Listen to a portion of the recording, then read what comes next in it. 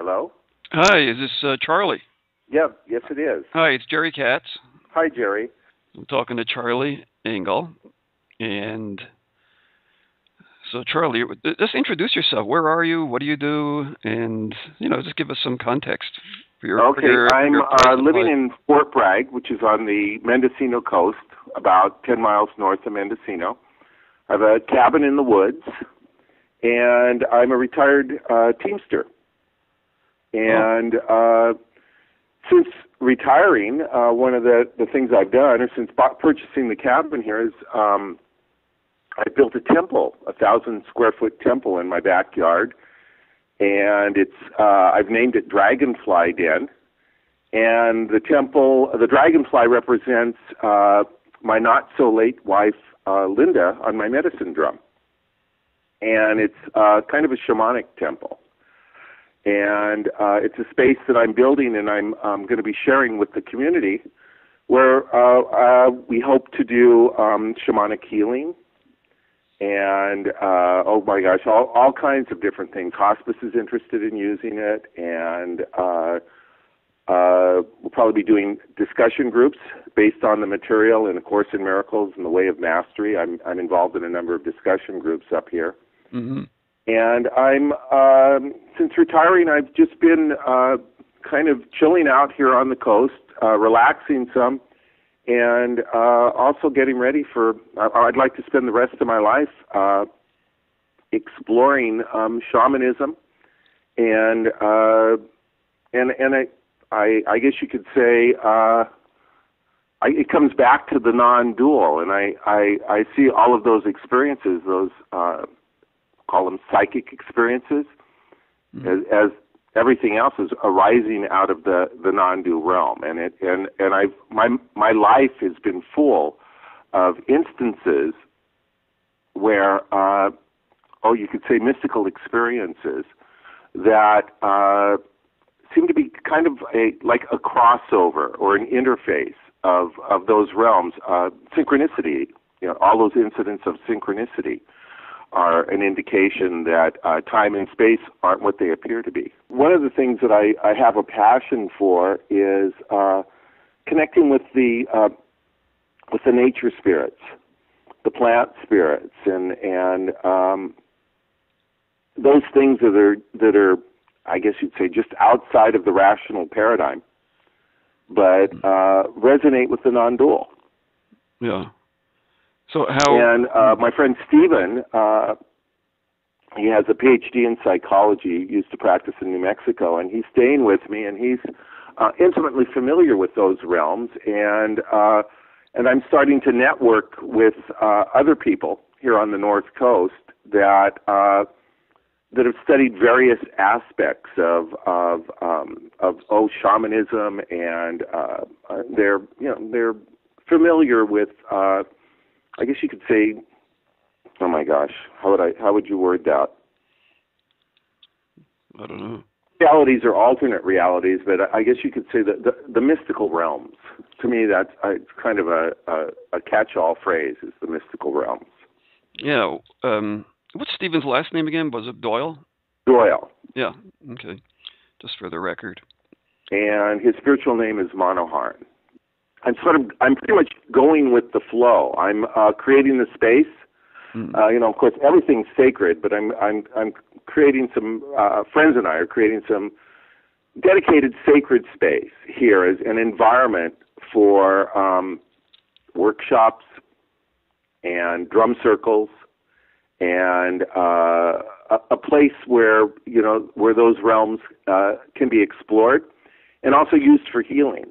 It looks like we're going to be moving in the direction of sound healing, too. And since moving up here, I've been participating in drum circles once a month out at Spirit House, which is only a mile from where I live. Ron Nadeau runs Spirit House, and that's actually the place, one of the places that I go for the Way of Mastery discussion groups, and it's the only place I go for the Course in Miracles. Mm-hmm. And I find both of those texts to be absolutely fascinating. When you say you're going with the flow and you're creating a space, what drives you to do that? And does anything in your Teamster background, do you use any of those skills there, or? Oh yeah, I was I was a union reformer, and in as many aspects of my life as I can, I try to do. At one time I was a community service coordinator for Mata Amartnandamai Devi, the Hugging Saint, and her organization is incredibly focused on community service, and in fact, the world is a large community, and she and her organization are engaged in global efforts to serve mankind. And while I was in the Teamsters Union, I got involved in union reform at the time that there was a lot of work going on in that area in the Teamsters. It's when Ron Carey was elected president, and that had a huge impact on the Teamsters. And I connected with a friend that introduced me to some very powerful concepts. Actually, it's a friend that I've known all of my life, and he's constantly we're talking about how to address problems in the larger arena, how to basically. What's important is to recognize the non-personal dynamics, and in approaching problems from that perspective, we're more likely to get allies. And over a course of about a decade, I was very instrumental in, if not pivotal, in the lawsuit that United Parcel Service lost. I think something like 20,000 drivers benefited, and it cost UPS upfront $78 million. And I was told that it cost them an additional $1 million a day, and that was just in California. And evidently the lawsuit or similar lawsuits were filed in states that had labor laws that were similar to those here in California. So that was one aspect. And and I could probably talk about that for hours. I put together 4,000 pages of documents, did over 1,000 pages of deposition. Without an attorney, I filed a petition at the state Supreme Court. They didn't hear it, but I went through all the lower courts, and I kind of looked at it as a hobby, because at those times when some of this stuff gets pretty intense, and I'd be receiving certified letters every day from attorneys, and I'd have other labor activists visiting me, and I must say that my family really didn't understand what I was doing, because I was basically doing it for free, and we don't get paid for seva in the regular sense, and and that went on for a decade, and now I'm. I've kind of backed away from that. A number of people have asked me to share that story, but I don't know if I want to spend the rest of my life or a significant amount of time delving back into that energy, because there were aspects of it that were very dark, and it was challenging, and I learned a lot from it, and my coworkers did too. One of the things that I did was coworkers and I did. Was we were coaching other workers and even people that worked in other companies on how to win stress cases. And it's probably the hardest type of case to win with an attorney. The system's just not set up to protect the worker. It's really not. It's set up to protect the corporations.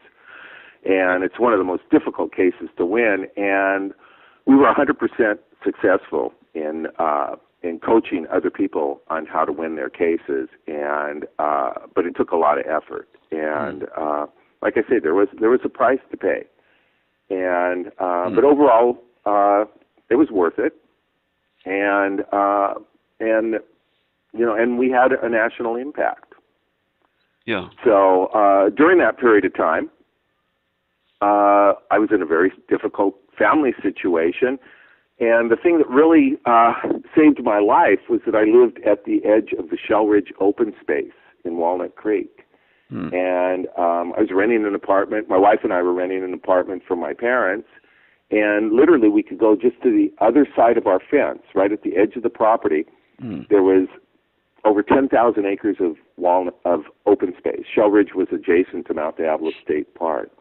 And I developed a special relationship with the open space, and it came alive for me. And it touched my soul in many, many different and wonderful ways. And I had a number of mystical experiences, including experiences that I could share with other people. And so it was my exercise, it was my therapy, it was one of my forms of church, going out and walking in the open space at all times of the day and night and all different weathers. It was very healing for me. Yeah. And so I wanted to mention that because that had a lot to do, if not everything to do, with me being here and doing what I'm doing now. Because while I lived there, I developed that relationship, and I realized that the open space was alive in ways that were completely outside of the rational paradigm, and it was communicating in a way that was very personal to me and uncanny. And I was having experiences that were clearly arose out from somewhere or in some manner that was outside of what is normally considered, time and space. And I've shared a number of those stories on Facebook. And I, building the temple is a kind of a focused means for me to continue sharing that energy. And my intent is to invite people in that are more aware than I am, which includes a lot of people.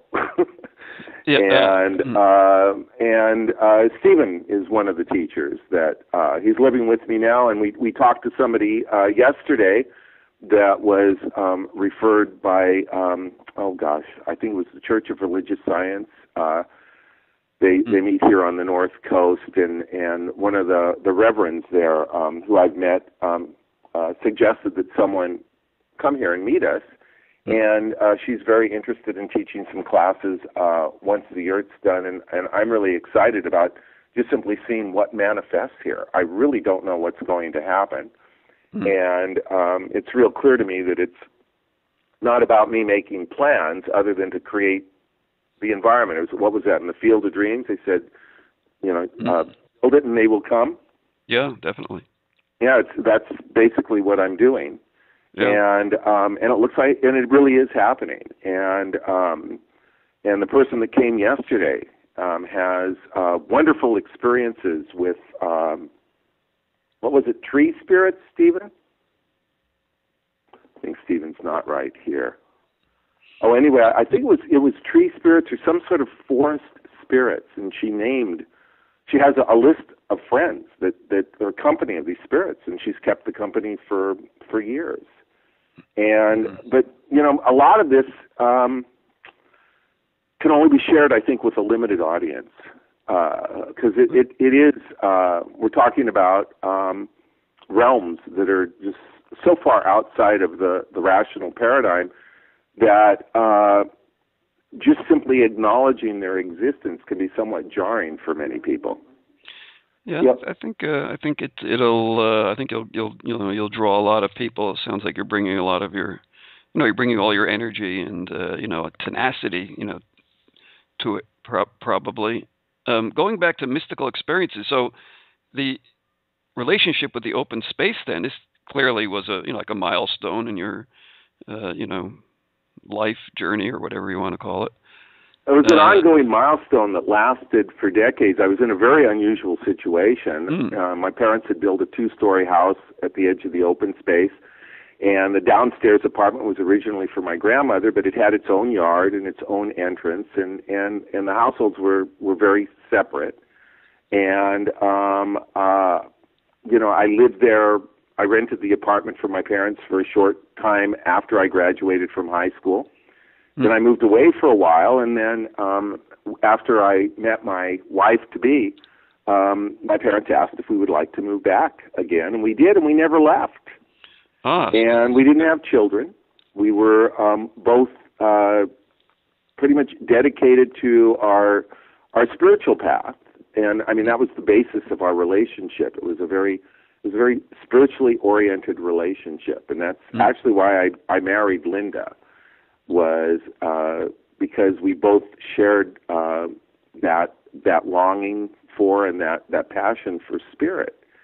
And we had our challenges, some really incredible challenges, and our relationship wasn't necessarily what I wanted it to be, but I came to realize that it was exactly what it needed to be, and that it was perfect.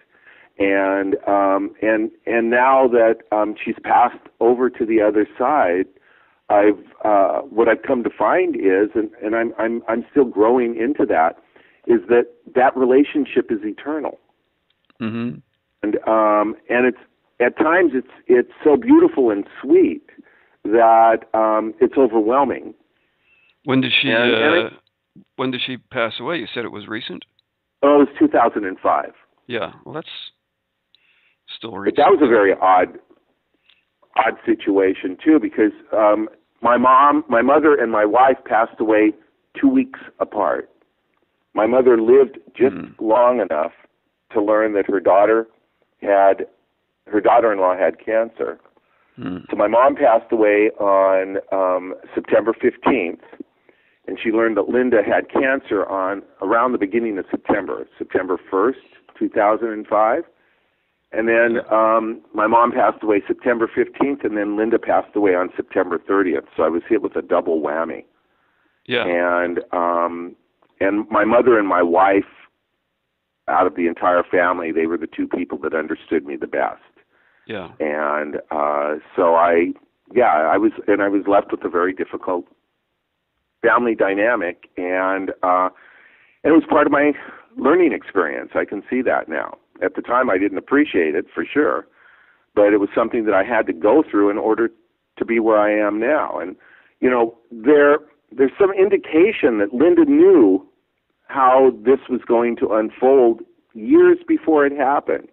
Remember, there was talk about little mystical experiences. There was a picture that she had in the bathroom. It was a framed picture, and it was redwood trees and rhododendrons in the fog.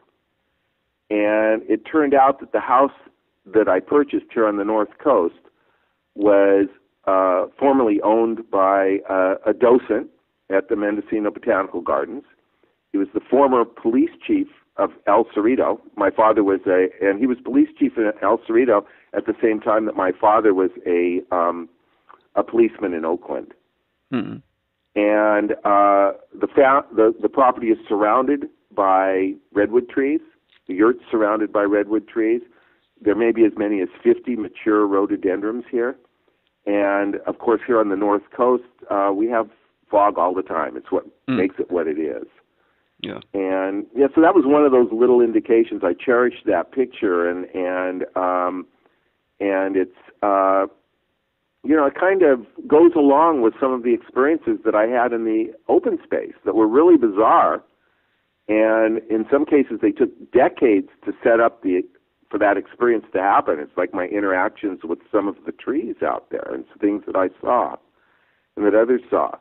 And it's almost like, you know, the trees would just simply, they would be growing.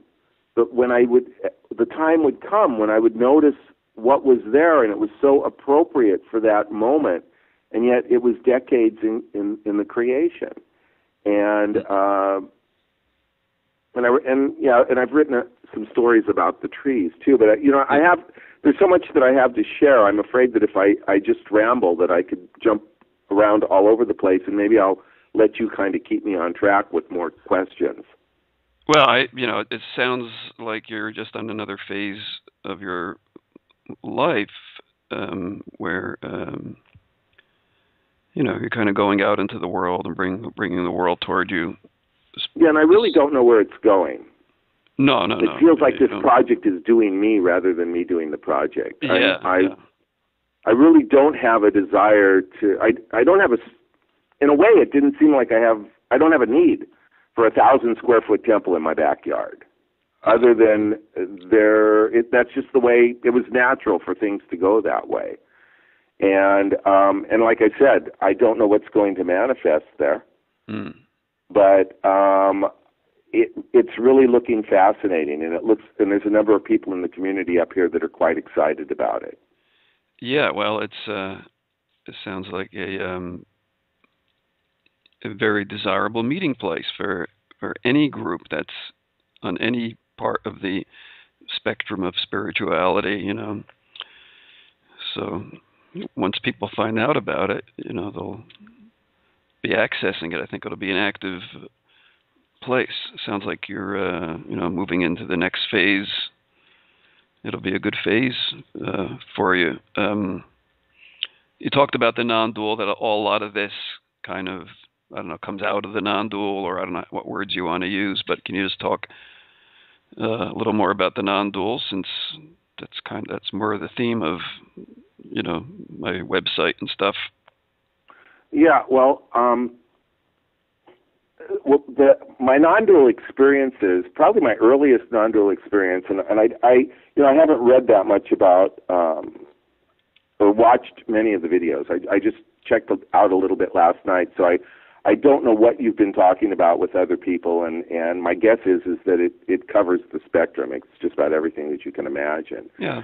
But I grew up in the 60s. I graduated from high school in 1965. And it was back in the, towards the late 60s that I experimented a little bit with psychedelics. And I hooked up with not knowing it at the time, but I hooked up with an acid guru that was able to awaken and to a degree control or facilitate, I don't know if these are the right terms, Kundalini. And I had the white light experience. I guess it may have been around 67, 68. Yeah. And in that experience, it's sort of like, I feel like I got, it was overwhelming. All that there was the white light. And there was this incredible sense of love. And along with that experience, I also had the life review experience, and that happened outside of time and space. There was I recognized enlightenment, only to watch it kind of slip away as my mind became more active, because of course I had experienced that due to an artificial means. Yeah. And probably one of the most profound experiences that I had, it was several years later, and I'm guessing, at the time I didn't recognize what that was. I think there's a responsibility that comes with that experience, or people that facilitate that experience, to help a person integrate into their life, whether, and that's what happens in traditional yoga. And with when people are really stick with one particular teacher, or, there's this tendency to integrate it. I mean, we need to integrate those experiences. And my guess is that as a result of having that experience, that, my Sahasrara had opened, and it never completely closed. It's something I didn't think about, but after that, my perceptions were completely changed. And by the way, at that time, I was also keeping the company of some people that were doing early research in, actually they were working on some projects that were, with some scientists that were funded by the CIA, and they're working out at Stanford Research Institute, and two of the scientists they were working with were Russell Targ and Harold Putoff, and they were doing some amazing research, and one of the things that came out of that was the remote viewing program that was initially used by the, I don't know which branch of the armed forces, but they were actually teaching people to do remote viewing, and I believe that that's still happening. And so this isn't, just a bunch of kids getting together and playing with drugs. I was with some people that were doing, eventually were doing some really serious work, and they had a much better handle on what was going on than I did. I didn't really, I was sort of grabbed hold of a 220 volt line when I was on 6 volts, and it was a shock to my nervous system. So after a number of years, I decided, I really wanted to raise a family. And I kind of liked the idea of the Mormon Church and what they were doing. And I joined the Mormon Church because I just thought it was a great structure for family, but I had a real hard time. In fact, it was impossible for me to accept the doctrine and the dogma. Yeah. And at one point, I got in a little disagreement with the bishop, and he threatened to excommunicate me. And I'd gone home, and I prayed. And I remember laying on my back. I was on my bed, and my eye sockets were full of tears. And I was praying for guidance when my room filled up with white light. Now, I didn't really know what that was. And there's a tendency, I realized that there's a tendency to interpret these experiences. And it would be easy for someone, say, that came out of, I guess maybe it's the Catholic tradition, to believe that that was a visit by the Holy Ghost. And, and after being around Hindus and gurus and mystics for a long time, I believe that what I was experiencing was the inner light. Yeah. It wasn't an outer light that was filling my room. It was the inner light that was filling my psyche. And I went into a state of samadhi at oneness that lasted 2 weeks. And during that period of time, I wasn't able to maintain it. I didn't even know what it was at the time. I just knew that it was incredibly beautiful, and it was profoundly different. And I only needed about 3 hours sleep a day during that 2-week period. And I was able to go to work and do my job and do the things that I normally did. But I remember simple things like walking out in the yard and there not really being a difference between me and that. It was like I was immersed in an ocean of consciousness. And that was through prayer and through grace. And that experience had a profound effect on me. And it was another flavor of the same thing. It was the white light experience, but let's say maybe a lower frequency. Rather than being completely overwhelming to my nervous system and kind of frying me, it was incredibly pleasant and beautiful, and I could function in it, and I did. And it lasted about 2 weeks, and then some things came up, and I kind of got agitated, and I fell out of that state. But I have that experience to draw from, and it's something that I recognized. That was a non-dual experience, and I don't know much about samadhi, and I don't know that samadhi is meant to be something that's really defined. It seems contrary or contradictory to what it is, but there are different levels. It's my understanding that there's different levels and different states of samadhi. And that in some cases, like the guru, like Amma, someone that can hug 20,000 people a day, and while she's doing that, run a worldwide organization. Well, she's in a state of samadhi where she can do that. It's like at oneness with everything. And then, so she can do that for 20, 21 hours a day, and then she can go into a deeper state of samadhi for 3 hours and come out and do it again. And so it's different. What I experienced was a state of samadhi, and I guess my guess is that they can be categorized. I'm sure that there's people that listen to your broadcasts that are intimately familiar with the different states of samadhi, and it's my guess that that's what I experienced. So I've had a number of peak experiences that are different flavors of the same thing. I recognize them as all coming from It's like the non-dual. It's a non-dual experience. And I've had a number of peak experiences like that, and they've had a tendency to have a profound influence on my life and my interests. Yeah. Speaking of which, one of my interests has been with a good friend of mine. I used to work on religious freedom issues on behalf of the Sikhs. I accompanied a friend of mine that was maybe spent over a decade working with the Sikhs on religious freedom issues. And it was during that period of time that I met a couple of Sikhs that were to become two of my best friends. And one of our hobbies was chasing miracles. And they would check out, oh my gosh, just about every religious group that you could think of. And at the essence of the Sikh teaching, they believe, a true Sikh believes that all paths are valid. Yeah. And my friends took it a step further, and they explored countless paths, and they had a special interest in miracles. And one of the groups that we interfaced with was the Marian movement of the Catholic Church.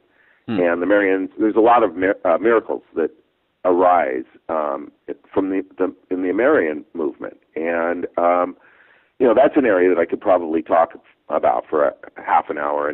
I mean, one of my keepsakes from the time that I spent with the Marians is that I have a statue that's wept rose oil, and that's a phenomenon that's been happening all over the world. And my Sikh friends they told me that they liked to take me to these events because I wasn't frightened. They would take other people, and people would become frightened because, again, when we have experiences that are completely outside of our paradigm, if in order to acknowledge the validity of that experience, one would also have to question the boundaries of one's paradigm. Oh, yeah. And so, that has a tendency to be quite unsettling. Yeah. But I don't have a problem with that because I've already explored, or not explored, but at least I've had a taste of states that are completely outside of the rational paradigm. And in some cases, I can't say, like the white light experience, it isn't something that I really want to or need to do again. On one hand, I'm grateful that I had the experience, but realistically, I'm also very fortunate that I survived. There is kind of renewed interest in especially ayahuasca, but also LSD and psilocybin, I guess, where there is a movement in using those drugs to help with addictions. Well, I've been to the MAPS conference in, the Bay Area or down by San Jose. And the MAPS people, I guess, have been doing quite a bit of research into the use of certain drugs like veterans that are experiencing post-traumatic stress, which is a huge problem in our society now, and that they've been quite successful. And I'd say, the use of those drugs I think is very beneficial if they're used in the hands, if they're in the hands of people that are aware and know what they're doing. But they can also be very dangerous. I don't think that it's a good idea for someone that is borderline or a schizophrenic, someone that has certain mental health issues to have some of these experiences. But this is an area that I know almost nothing about, and that the MAPS people have delved in from. I mean, there's people all over the world that are studying this, and I think at the MAPS conventions they come together and they discuss where they're at. So it's really not an area that I'm qualified to speak to, but I'd say that anyone that's interested in that and the scientific research that's being done to use some of these traditional and maybe not so traditional, I don't want to call them drugs. The other term prefer the term entheogens. Entheogens. I think that the use of entheogens with awareness is absolutely valid, and it could have a profoundly beneficial effect on our society. What do you think your greatest strength is then in this, I don't know, currently at this point in your life?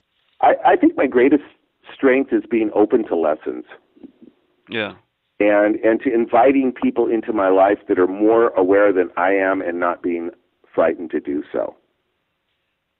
And I'm quite okay with like what's being created here. I'm quite fine with being an innkeeper. When you say more aware, is it? I mean, if you look at in non-dual terms, there's only awareness. You can't be more or less aware, but perhaps reference is being made to greater people who are more aware of certain aspects. Yeah, definitely, right. Yeah.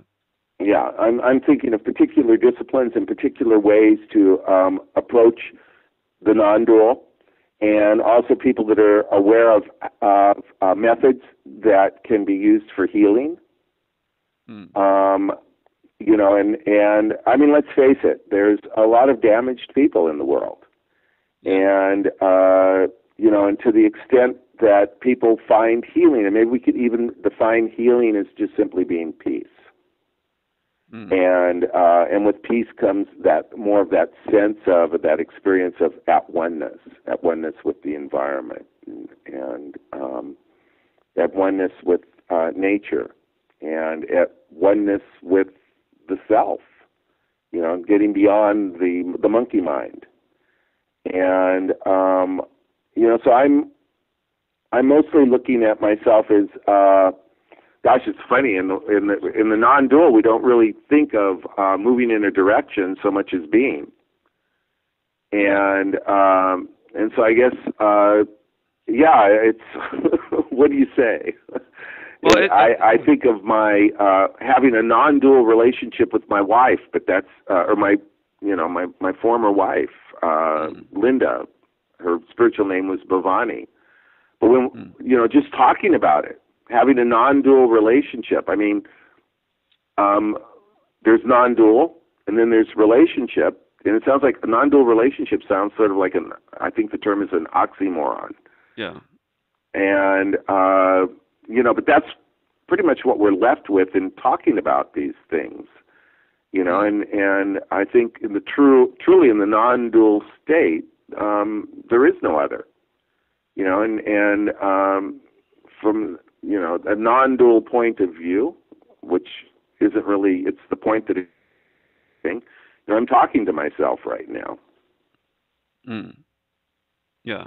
An element of kind of delving into the illusion, only because all that there is other than, there's the non-dual and there's the illusion and what's real. I've kept the company of people that are that share non-dual awareness for most of my life. And I must say that some people that have known me my entire life have absolutely no idea that has anything to do with who I am, including my family or members of my family. My father never understood. My mother recognized it, but we couldn't really talk about it, but she was open to it, and our hearts resonated. That was what was important. My father was an Oakland policeman, and I was one of the people that was, demonstrated against the war back in the 60s. And so, we had a little trouble interfacing. Yeah. Right. And he never understood me. Yeah. And I think, before we can understand anyone else, it's probably a good idea that we have some sense of who we are. And, that's a requirement. In Western civilization, in the society that we've grown up in, that we're immersed in, that really hasn't been a priority. And quite often those people like you and I, would be viewed as kind of almost like the lunatic fringe. Yeah, well, I hope so. Yeah, I sure wouldn't want to fit in. Yeah, but I have some wonderful friends and I'm really grateful that I have the people that I have in my life to talk to, and And when I moved up here to the North Coast, I don't know that I'd survived if I hadn't connected with Nadeau and Spirit House, and you know, there's a wonderful community here. That actually there's a number of communities where people have a passion for the non-dual, and in some cases I don't think they even realize that it's the non-dual. It's like people that are really interested in the way of mastery and A Course of Miracles. You know, all of that comes from a non-dual perspective. Oh, sure. Yeah, it does. Why do you think, I mean, like up there, you're in Marin County, are you up there? No, I'm in Mendocino County. Okay. But I guess that area is, I mean, it's one of the hotbeds of, you know, non-dual interests and non-dual people, like in the world, on the planet. And, you know, I wonder why. You have any feel for that? Is it just, does this go back to nature, something about nature up there? Yeah, I know in the, Marin County is incredibly beautiful. And Mount Tamalpais, and you know, it's a sacred mountain. And there's, you know, the Bay Area, it's just kind of a melting pot of aware people from all over the world. I would imagine, actually, there's got to be more disciplines and more paths, and more. I have a tendency to take it for granted, but I just happened to be. I was born in Oakland, which is in the San Francisco Bay Area, and I lived there all my life, and I'm sort of like a fish in the ocean. You know, I don't realize how blessed I was. I don't always remember how blessed I've been to have lived in the areas that I have, and not only that, but even in the Bay Area and in this area too. It's a relatively small percentage of people that share these interests compared to the general population, you know, you know, but yeah, for a person that is interested in non-dualism and Vedanta and oh my gosh, you name it. You can find it in the Bay Area. And it seems like here in Mendocino County, you know, in the Fort Bragg area, the population is only about 9,000. And it's relatively isolated. But there's an element of the Wild West here. And a lot of people that don't fit in other places can end up coming to places like this when they may just sort of meld into or disappear into a cabin in the woods, and then you hardly ever see them again. And but considering the population up here, there's a lot of spiritual communities. I just heard about another one yesterday, and so there's some wonderful opportunities to engage in practices and to be quiet when one wants to.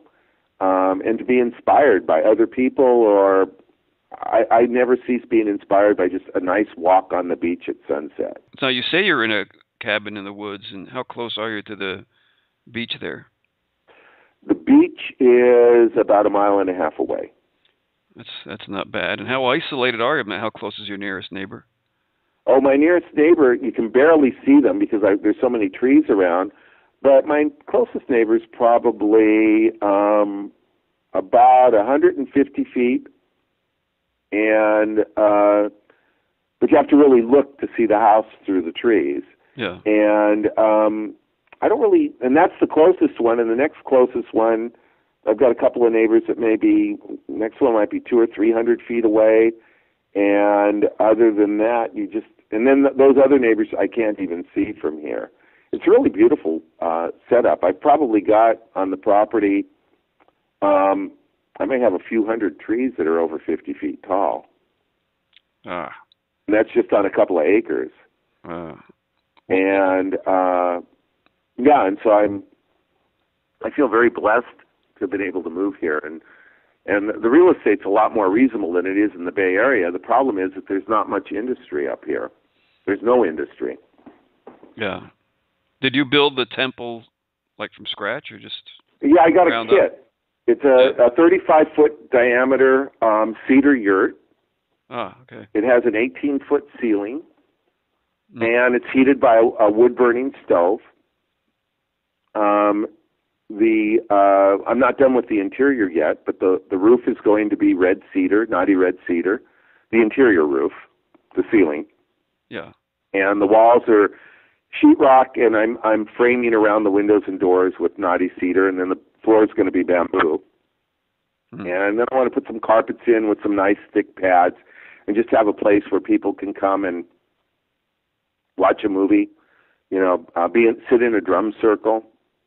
I've actually got a classic sound system from the 70s, and that's going to be installed in the yurt. And I tell people that the sound system uses the same components, same amplifier and the same model speakers that Jimi Hendrix used when he played at the Oakland Coliseum.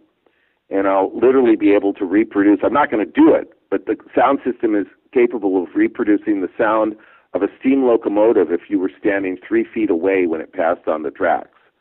It can reproduce 130 decibels with no distortion. And the horns on my speakers are actually larger than the horn on a steam locomotive. So this is like a tube-based electronics? No, it actually, I'm using a Mac 2300 amplifier. It was the amplifier of choice by rock groups back in the 70s. Okay. And it puts out about 300 watts a channel, and it weighs 110 pounds. And by the time, with processing, the unique quality of this sound system is that at a relatively low volume, I can move enough air with definition that you can feel it. So in most sound systems nowadays, they sound good. Even at loud volumes, they sound good. But it's rare that you can feel it. And it's especially rare if you can feel it without distortion, and which makes a big difference. And in a drum circle, one of the qualities that really makes it powerful is that using a large drum is that you can feel the drum beat. And with the right processing and with the right amplifier, the effect that you get is similar to tightening the skin on a drum at any given level. So it's, the sound is much more defined. And Ron Nadeau, who's the founder of Spirit House, and he's associated with Shaman International, he just returned from South America. He spent some time with a disciple of a well-known teacher down there, and he's very interested in sound healing. And so one of the things that we're going to be doing, and he's an accomplished artist, and he plays all over the coast up here, and people just love the music, And so one of the things that we're going to be doing is working with sound healing, whatever that might look like. And so I'm basically creating or putting together a tool that people that know how to do this sort of thing can use. And and it's really quite a blessing to have this in my backyard. I don't have to go anywhere to experience this. Yeah, you're creating a real world there. Another sort of open space, maybe. Do you think that you're just kind of building another version of the open space? Yeah, it's a different type of open space. I have to admit, though, that I've been putting on weight, and I haven't felt as good since I moved away from Walnut Creek. I miss the hills. I'd be out walking in the hills sometimes twice a day. I figure in the time I lived in Walnut Creek, I went for 10,000 walks in the Shell Ridge open space, and I never got tired of it. Yeah. I'm not familiar with the Shell Ridge open space, so is it, how open is it? It's adjacent to Mount Diablo State Park. From my house in Walnut Creek, I could hike, and I did it a few times. I could hike to the top of Mount Diablo and back, and the only the only paved road that I would cross is the summit road on Mount Diablo. And so there's virtually 10,000 acres. The open space, the Shell Ridge open space consists of several hundred acres, I would imagine. And I pretty much went on the same walks every day. and never got tired of it. But as I explored or went on those walks, I had experiences, and the open space started to communicate with me or reveal things to me, and I shared some of those things with other people. And I know that you read the story, The Father Tree, that I shared. Oh yeah, and I do want to ask you about that. Yeah, and that was just one of the things that the open space shared with me that was really uncanny. I mean, I pointed out some things to some friends that thought that they were pretty they were pretty aware, maybe even I can't think of another term, but I'd point out some things, and people would tell me that it would make their skin crawl, or almost make their hair stand up. And I just I don't know that I'll ever develop a relationship with nature or an area like I did with the open space. And whether I do or not, I feel incredibly blessed that I had the experiences and I lived where I did. And again, the open space saved my life. It was everything to me. It was my exercise, my therapy, my church, and it was those walks. As a result of those walks, I just became intimately aware of the shamanic energies. Yes. So I mean, what does that say for people living in cities and so on? What are Well, what are I they don't missing? have a TV. I don't watch TV. I say, most people, when they come home in the evening, and let's face it, I mean, after working 8 hours or more, and then you've got to commute on top of that, and then to come home and have to deal with the kids and paying the bills and dealing with all the other stuff in your life, it seems like there's not much time left. But what I'd say is, if you've got the time, don't sit in front of a TV. Yeah. Get out and go for a walk, and do it as much as you can. And I never regretted that. I mean, 10,000 walks, I feel like I could do it another 10,000 times. And I could do it till I die. And then I'm not sure that I'd die anyway. Yeah. So, in fact, I know that I don't. So aren't you walking now? You said that I didn't get to... Yeah, it's... my favorite beach is Big River Beach in Mendocino, and that's about 10 miles away. And Big River Beach is at the mouth of Big River, and every day you go there, it's different. It's a different beach every single day, and there's a lot of driftwood on it. And right now, people have built structures out of driftwood. It's absolutely incredible. I'll be walking along the beach, and a harbor seal will come up and look at me. Just a few feet offshore, and run into wonderful people and their pets. And, it's one of those places I could never get tired of visiting, but it's not the same as hiking in the hills. There's, that exercise is so good, hiking up and down hills and being out in nature. And as I'm talking to you, I was thinking of one of the incredible experiences that I had on Shell Ridge, and I'll share it real quick. And it was a night that I was walking on the ridge, and I was walking from the ridge goes kind of north and south, and I was walking from the north.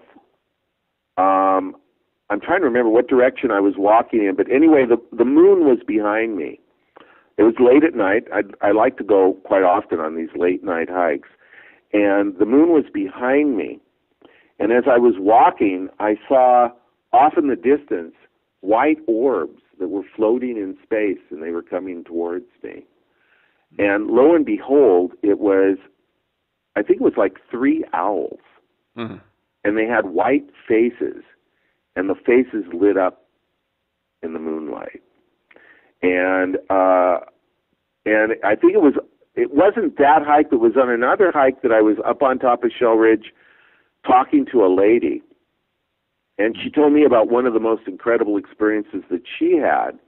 And one day she was standing on top of the ridge, and the fog. There was a ground fog that was off in the distance, and it was hugging the ground, and it was only 3 feet off of the ground. And the top of Shell Ridge is at least a couple of 100 feet, maybe 100 feet or 200 feet, I'm not sure, above the bottom of the valley. You know, it's a ridge, and then there's the valley. And so the fog had come in, and it was hugging the valley, and then it went all the way up the ridge, hugging the ground, and then it passed by her at waist height. So she was looking out, you know, over the fog, and it was just passing by her waist. But oh gosh, when I think of some of the experiences that I've had in the open space, if you don't mind, I could share a couple. I'd love to hear them. I'm just enjoyed the last couple of stories. I really enjoy it. Go ahead. I'll kind of skip around, and there was what I call a shaktipat experience that I had with a coyote, and I was out in the open space. Actually, I was walking on. I have favorite names that I give different areas, and I was walking across one of my favorite meadows, and it was a meadow on the east side of, I called it Middle Hill, and it was a hill that had a large. There was actually a road that went around it, but it was a very large road, and this hill was absolutely beautiful. And at the bottom of the slope from the hill was a cliff and a creek, and just absolutely beautiful spot. And it was right behind my house. And this one day I was walking along the meadow, and I had never seen a jackrabbit in the open space before. And out of the blue, a jackrabbit shot past me. And I go, wow, this is really cool. And next thing I know, there's a coyote that's chasing it, and it runs right past me. And then the coyote did something that was very unusual. It stopped, and with its back towards me, it sort of tilted its head, almost like it was thinking, and then it turned around. And this is in the midst of chasing a jackrabbit, okay? It turned around and stared directly into my eyes, and it's like our souls melded. There was a connection that was made. And then he turned around and took off again after the jackrabbit. And I think about the time that one time I went with a friend, Shakta was his name, and it was the only time that I brought my medicine drum. And my medicine drum is beautiful. I made it myself, and my friend Steven, who lives here with me, he painted it. And the coyote is or the wolf. I have a tendency to connect with the coyote, but I've been told that the wolf is my primary totem. And but I haven't really had wolf experiences, and I've had a lot of coyote experiences. And quite honestly, when I look at the painting on my drum, it looks more like a coyote than a wolf to me anyway. So on my drum, one of the totems, the totem that represents my not-so-departed wife, Linda, is the dragonfly. And, of course, the dragonfly is the messenger from the spirit realm. So I showed up. It was about sunset, nearly sunset, and I showed up at Shakta, with Shakta at the open space, and got out of my car and took my drum with me. I was going to beat on my drum while we were walking. I'd never done that before. And I noticed, a dragonfly. It was almost sunset, and I just noticed this one lone dragonfly. And I've had some profound dragonfly experiences, but on this occasion, it was just a dragonfly. And I thought, well, that's cool. There's a dragonfly. So anyway, I started beating on my drum and walking along the trail that leads down to, I think it's called Spring Creek.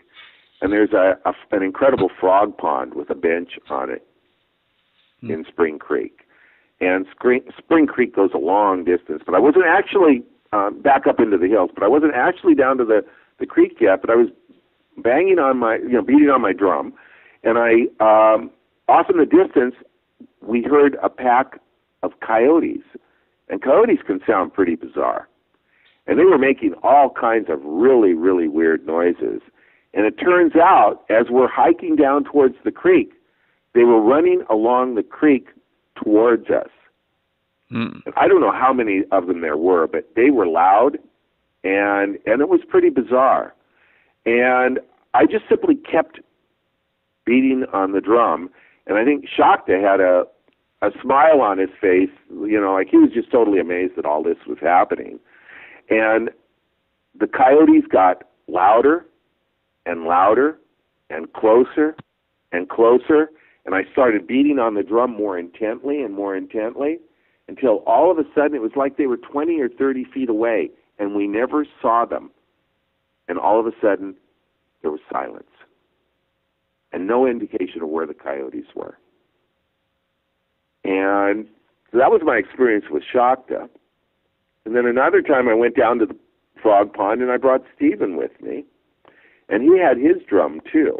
And again, he's the person that painted the drum for me. And he's, all of his life he's had shamanic experiences. And he and his wife used to conduct workshops in New Mexico. And people, I think, would spend $1,500 to spend the weekend with them, And so anyway, I wanted to take him over to the frog pond, and I knew that it was that time of the year when the frogs were really doing their thing. They're really loud, and it sounded like there was 1,000 frogs in this pond. So we went to the frog pond and we brought our drums, and I had noticed before that when I clapped my hands when I was sitting at the frog pond, that the frogs would be completely silent. They would go from, sounded like there were, hundreds of frogs, to one clap of my hands and they were completely silent. Yeah. So this time we brought the drums. We sat down at the beach, on the bench at the edge of the pond, and started beating on the drums. Lo and behold, we got into a rhythm. It was almost like a call and response, where between the frogs and us, we were going back and forth. And there was a communication with the frogs. And what was interesting was that it just sort of resonated with them, where it was very different than clapping hands. And I got the impression, it occurred to me, that it's possible that frogs have been listening to drum beats for thousands of years. And it's part of their natural environment.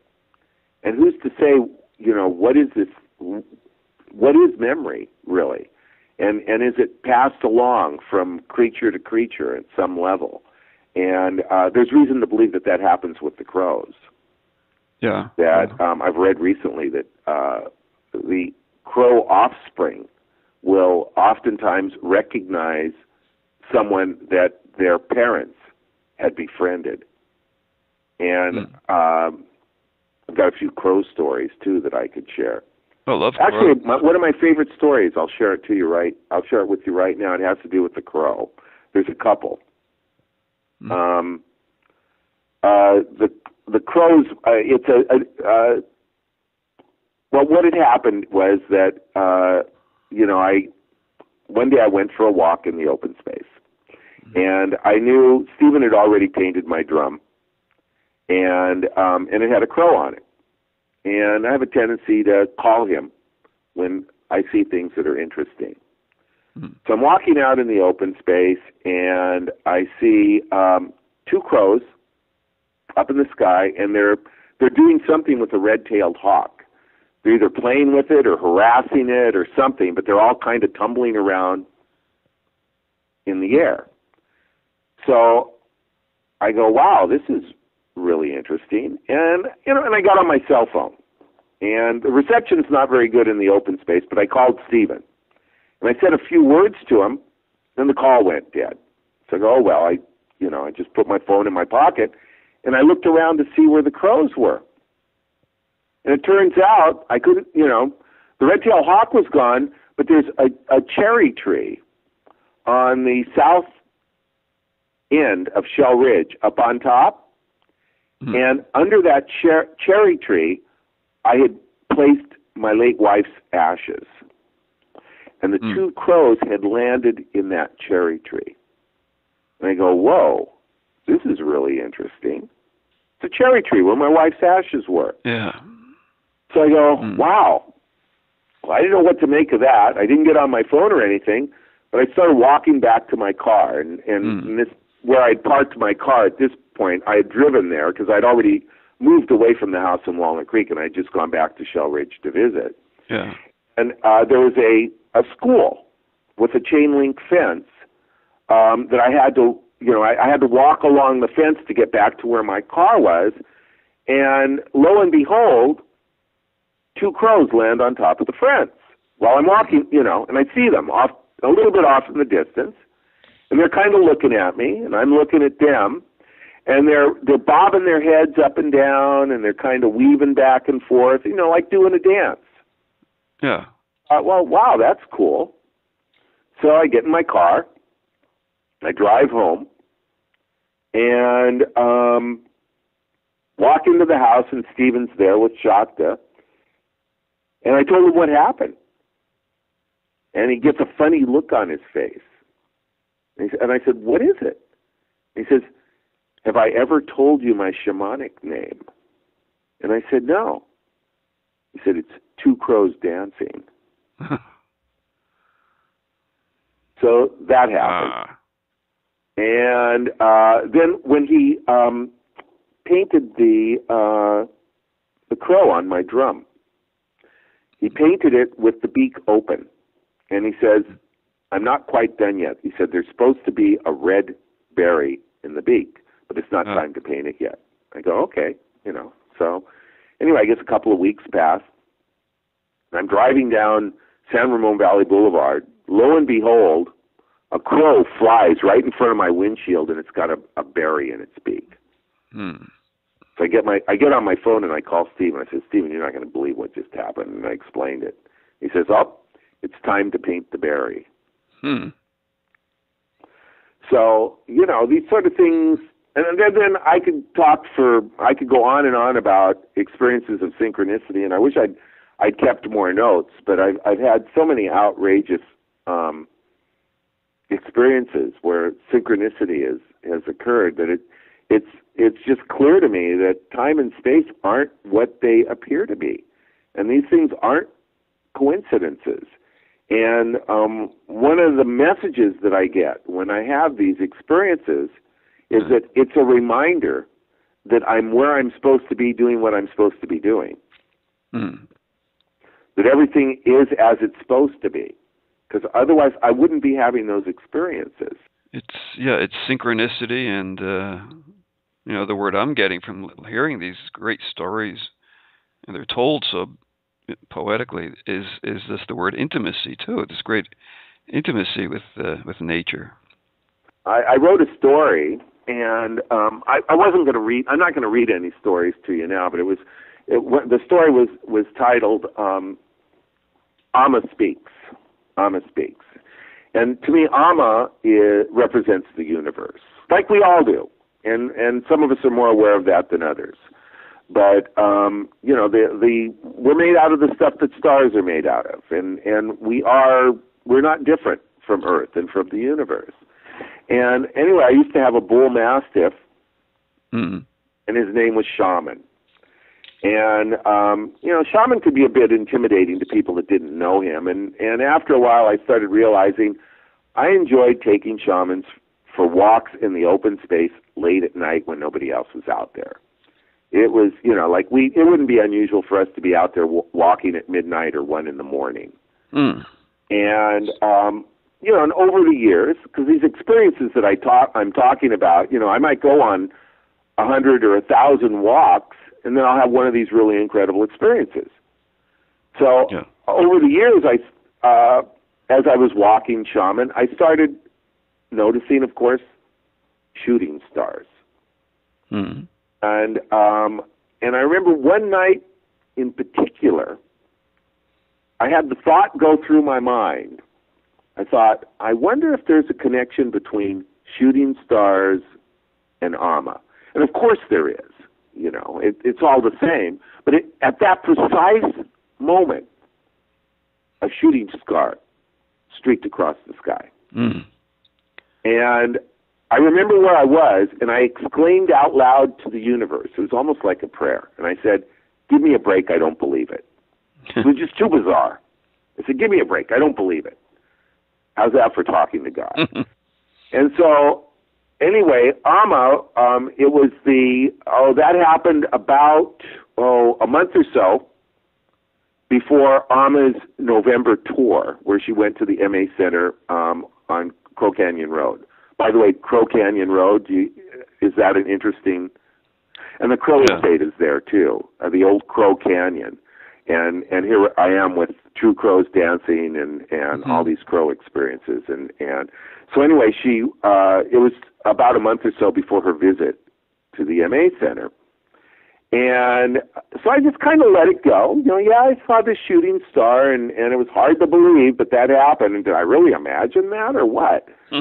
So anyway, it turns out that the night of her first public program for that tour, it was the largest meteor shower of the century. So I went to the program, and afterwards, I went home and hiked to the top of the hill in front of my house and watched the meteor shower with my friends, and then I told them the story about Shaman and I in the open space. So, yeah, these things, and so I have all these stories to share, and I've written some down, and I've shared some on Facebook, but thank you for giving me this opportunity to share these things. Oh, this is great. I mean, this is you, That's really the purpose of these interviews is to, for me, as an interviewer, is to just try to bring out the most fundamental nature of a person and have them express that, in different ways. Well, that's good. That takes all the pressure off of me. All I have to do is be me, huh? I guess that's another way of saying that, yeah. Well, you read the story about the father tree, and that was pretty bizarre. And the father tree was an oak tree it had to be over 100 years old. And I've got some pictures. I'm going to have to share them at some point. I really haven't shared as much as I would like to. But do you mind if I say a little bit about that? I'd like you to. Yeah, that was one of the first things I would have asked, but because that's the one story I read from you. So that's kind of... So I wrote that story, and then I shared it with a friend that taught a creative writing class in Danville. And the story is basically about a tree that I spotted. My father and I used to go for a hike to the top of a hill, and we would just kind of look out over our neighborhood. And we would stand next to this particular tree. And I noticed a long time ago that it had an odd-shaped branch that was about 3 feet off of the ground. And I don't know how far out it stuck out, maybe a couple of feet, I'm not sure. And I just kind of noticed it, but it didn't really register until one day. It was after my father and I had stopped going on our hikes that I was walking up towards the tree, and I noticed that it created the silhouette of an erect, circumcised penis pointing in the same direction that my dad and I used to look, where we would stare, in perfect proportion to the tree. And so I wrote a story about it, and I embellished it with some other experiences that I had. But on this one particular day, my friend Dea came over with a class she taught creative writing, senior class at a local high school. And she brought the class not telling them what we were going to do, and they hadn't read the story. So we were out in the open space. My dad went part way with us, and we got out there and read the story, and just reading the story about the tree with the penis just kind of blew their minds. They thought, oh my God, what is this? And then so we read it, and they were kind of giggling and dumbfounded, whatever. And these are kids that don't normally go out in the open space. These are inner city high school students that, are more used to hanging out at Starbucks. So we took them up to the tree and showed them the tree, and we sat under the tree's branches and told some stories, and this was so surreal for them, and I was having so much fun, and Dea was beside herself because it was clear that the kids were just really, really enjoying this. And then I offered to take them on take them home. I said, we'll take a shortcut. It wasn't really a shortcut, but it was another adventure that I wanted to introduce them to. And you talk about synchronicity or just odd coincidences. Here's the father tree, which represents male energy. So what I did is I took them to the secret slide, which to me, slide represents female energy. And taking them, and the secret slide is a sandstone chute. It's about 20 or 30 feet, goes down the side of the hill towards the creek. And it's not that much of a hike. It's not far from the father tree. Mm-hmm. So here you have the father tree and the secret slide. And I went down first, and it looks intimidating. But when you're at the bottom of the slide watching people come down, and I've shared this adventure with a lot of people just lose it. They start laughing. Some people get scared. But when you're sliding down the slide, it's out of control. And it has a way of opening people to me. It's like it represents birth of spirit. Mm-hmm. And as I watched the faces of the kids as they came down, and Dea was standing up at the top, and she was telling the kids, she says, I had no idea he was going to do this. I would have never okayed it. And it was borderline, almost not safe, but nobody really got hurt. And the experience just really opened everybody up. So we went down the slide, and after we got to the bottom of the slide, and by then the kids weren't going to be the same for the rest of the school year. I found out later, that they had told me. This is after spending a few hours with you, Charlie, there, and on that adventure, the kids weren't the same for the rest of the school year. And then when we got to the bottom of the slide, I offered to take some of them to see the spirit tree.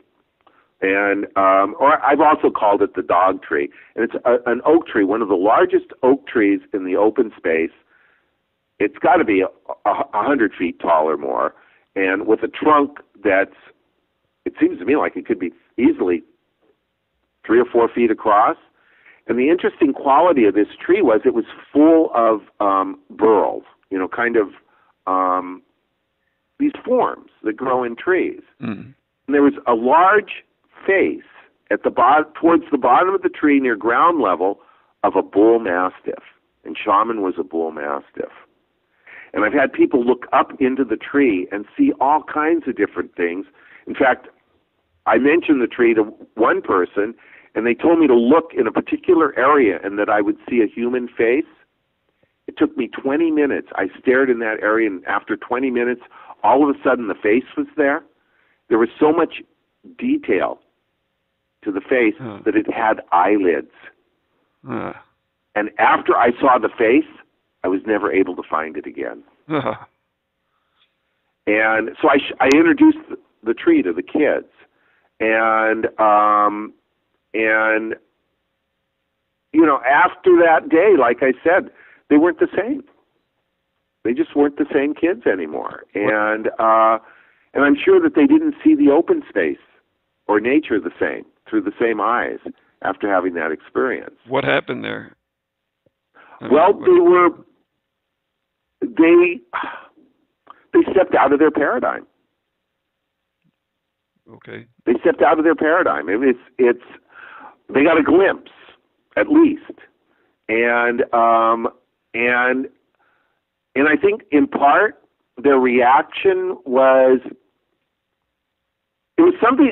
It was almost like something that they could laugh about for the rest of the school year. I don't know that.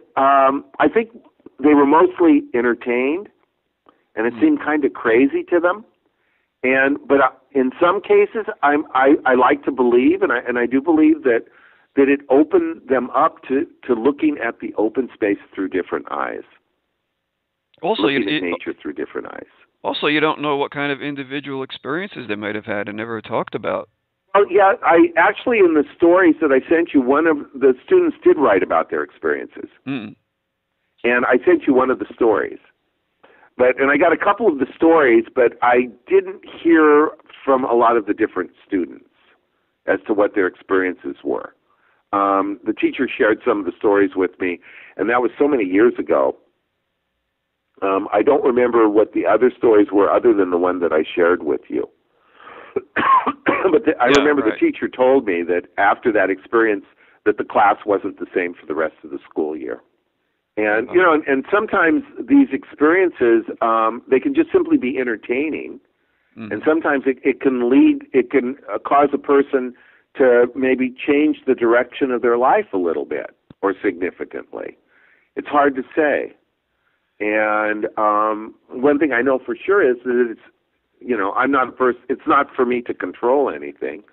All that I can do is introduce people to situations that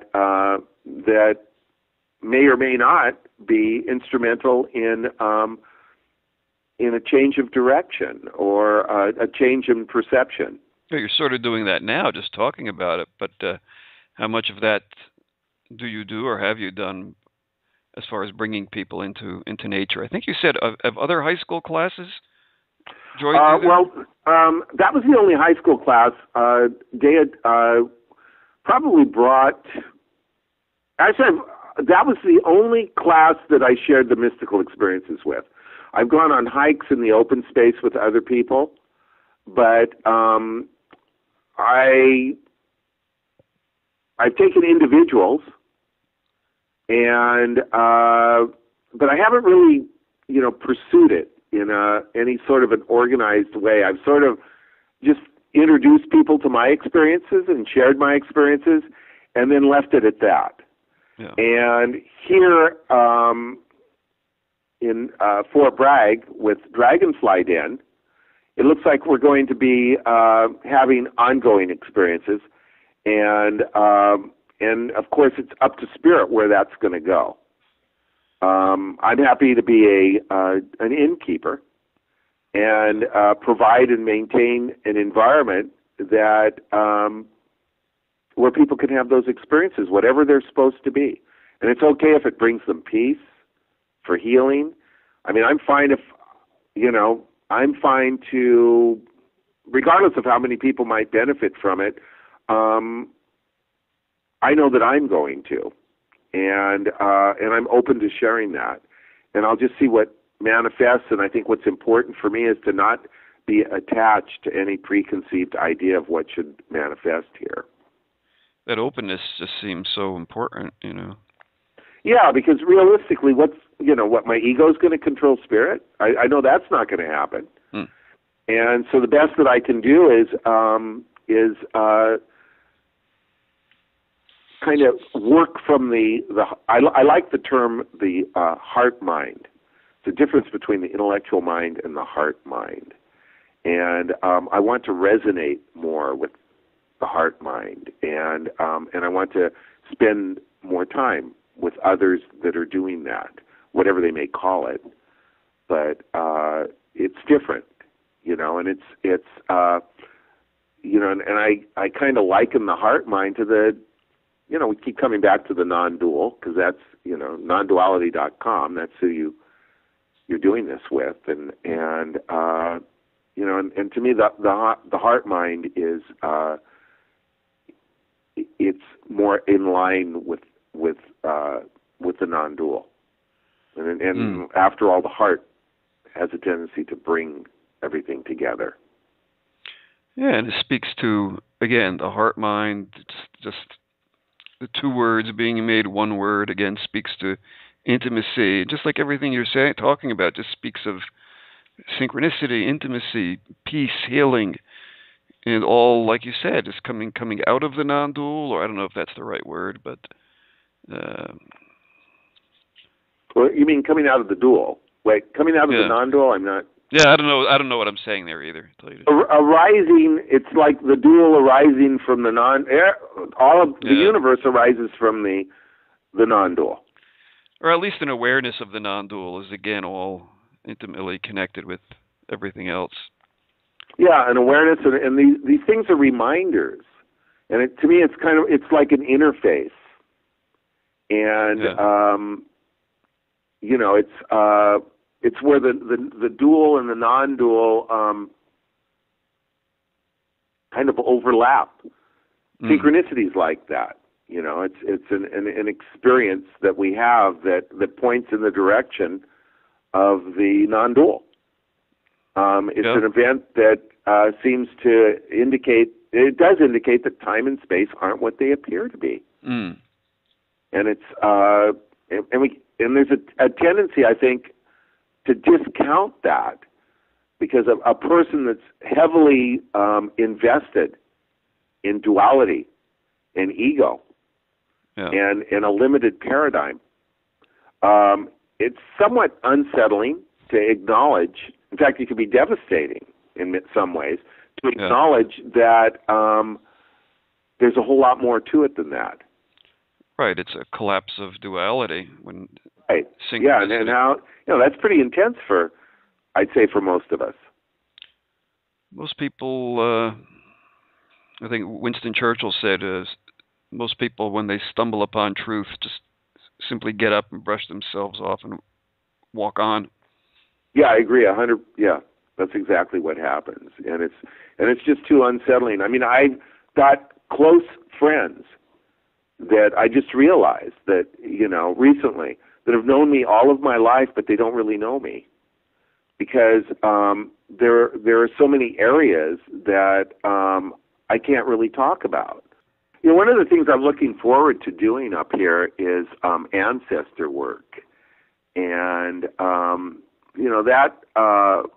that arises from the non-dual paradigm, and it's I'm not sure exactly what that entails, but I do know that I'm convinced, and I've experienced to a degree that my ancestors, that everyone that's ever existed, is still alive in my psyche in some way, and that I can work with that. It's sort of like going to a movie, only you don't go to a theater. It's the inner movie, and I know that in a way it's a movie, but it's also then the question comes, well, what's real? And I'd also have to question, well, what isn't real? What is reality? And in shamanic work,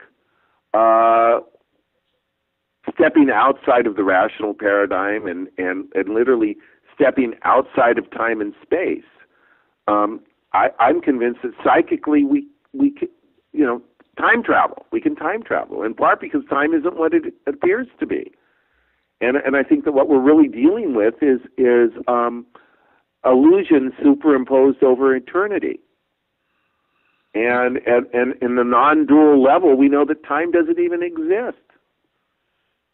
What we have, we're experiencing eternity, and by giving it form, creating time, creating space. As soon as you create space, we create time, and that it's not as rigid as it appears to be to some. And there's all kinds of possibilities, and and a lot of this is touched on in the way of mastery. Like I said, I'm involved in a number of discussion groups with, probably 25 or 30 people up here from widely divergent backgrounds, and we talk for hours every week and engage in practices and read and we're even talking about we're looking at the possibility of ceremony and movement therapy and incorporating other things into the work, because we want to get out of the intellectual discussions and have it be more experiential. And at the core of the teaching is Christ consciousness, and and all of that. I think the essence of all religion, regardless of what face you put on it, it's non-dual. Yeah. So that's recognized in your discussion in your groups. Yeah, and what we're where I don't know how to compare our group to other groups. And there's some people that have been studying this for several years, and I know that it's being studied all over the world. And but we're very candid, and we're very open, and you know, at times it can get uncomfortable, and at other times it's profoundly enlightening. And you know, and in reading the material, I realized almost every page I could recognize, infinite possibilities, just including for doing work with ancestors. That's touched on, and once you know, once we get out of the intellectual processing and start to manifest things that are more experiential. It's you know, I'm looking at some opportunities to play with time and space, and to do it in a way that's beneficial to myself and others. And you know, and at times, quite honestly, I feel like I don't really care if I even do any of this stuff. I feel so content to just sit here and watch the fire and listen to music. But I think that with a lot of retired people, there is a concern that if we spend too much time in our lazy boy chairs, that it can be lethal. Oh yeah, literally, yeah. Yeah, I mean, it can kill you. You can a lazy boy chair can kill you. Yeah. And so, you know, I want to stay engaged with the community, and I want to be challenged by new ideas and by disagreement. And you know, and I look at all that as being healthy, and it helps me stay balanced. You know, I just want to see what manifests here, and I'm creating a space where I can benefit from the life experiences of the people that come into my circle of friends. It's a great life, and it's great stories, great of you to share these, you know, where you're coming from, where you're going, I guess, you know, and just all the time you always communicate, again, this openness and you know, joy with everything. It sounds like everything and anything. So, well, and part of it too is that, Jerry, I don't know where this is going. Oh, that's good. I know that it's good, and I think of the term good, the holy, and the beautiful, and you know, and that's great. But on the other hand, let's face it. You know, I mean, there's some dark stuff happening in the world, and to a degree, I look at that, and I don't want to really just hide out from it, and I feel that there's you know, I act when I can, and I'm trying not to overreact to the problems that you know, that I'm very concerned about younger generations and the world that they're going to be inheriting. And I never had any kids. And on one hand, and on the other hand, I could never understand how people that have children cannot be more concerned than they are about what's being left. And you know, but then again, somehow it's all working out. And you know, and I think yeah.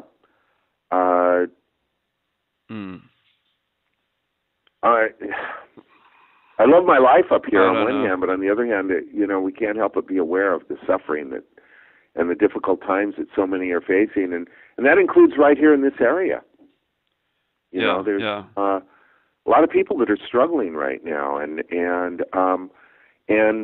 you know, I don't have that much in the way of resources, and it feels to me like I'm going to be able to contribute significantly to the community. and I like to think of the healing of the community. And and I guess one of the things that I'd like to do is as a legacy, as maybe be able to inspire other people to do the same thing, and it's always nice to be instrumental in healing rather than damaging. Yeah, well, I think you are. I think you'll continue to create and hold the space for healing. I think that's what you do. That's probably what your thing is. Right. That's about the best that I can do. And if you ever make it up this way, you've got my number. Oh, I'd love to. Love to see what you got there and see you. Wow. Yeah, because Randall works with light too, and he spent a lifetime putting together a projector, and we're going to be demonstrating the projector here. And he uses sacred geometry, fractals, astronomical images, and I think he's created sort of a portal of sorts, one of many, but it's a unique portal to shamanic realms, and I like to think of what we're creating here as being one of many portals. Yeah. And and I'm looking forward to having more magic in my life, and being able to contribute as much as I can, and also not get in the way of the process. Because I know that it's really not me. It has a whole lot to do with at least the little me getting out of the way. Yeah, definitely. Yeah. Yeah. Well, it'll be obvious when to step out of the way, and other times you have to, assert a little action, and those things should be obvious. So. The psychic stuff, or what we're talking about. There's some aspects of it that can get pretty wacky. But it's not for me to pass judgment. I'll just kind of be a referee. I can't help but do that. Yeah, you'll see. You may have to draw a line here and there. You don't know. You have to see how things develop, how things, you'll just know. Day to day, moment to moment. It comes back to learning to trust spirit. Yeah, I mean, however you want to word it or call it, that's one thing I've realized in doing the Way of Mastery and A Course in Miracles, is that there's this tendency to assume that each word that we use, that the other person understands it to mean the same thing that we do. And there's nothing that could be further from the truth. And communication can be so difficult and so tedious on one hand. But on the other hand, I'm not a believer, I'm a recognizer. And I think we get in more trouble believing than we do recognizing. And once we've had those experiences that are outside of the belief systems, those experiences that confirm and affirm the